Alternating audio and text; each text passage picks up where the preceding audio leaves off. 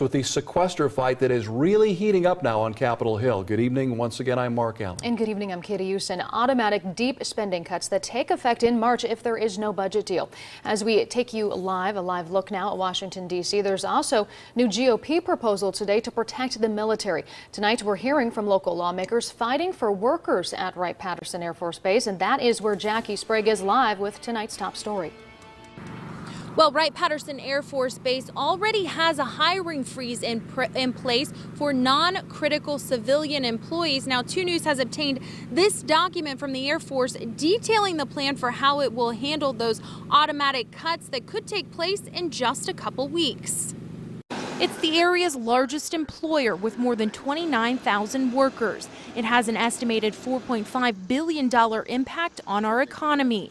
Wright-Patterson Air Force Base is on high alert as those automatic defense cuts loom.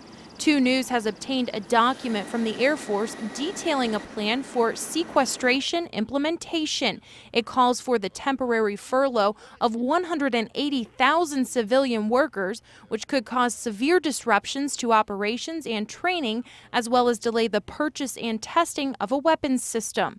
The Air Force has a $1.8 billion shortfall in overseas contingency operations funding. Those automatic budget cuts set to start March 1st could add up to a reduction of $12.4 billion through September 30th, the end of the fiscal year, according to the document. I don't like the sequester. I think it's taking a meat axe to our government, a meat axe to many programs, and it will weaken our national defense. That's why I fought to not have the sequester in the first place. But the president didn't want to have to deal with the debt limit again before his reelection. Republican leaders met today to announce proposals to try to avoid these automatic defense cuts.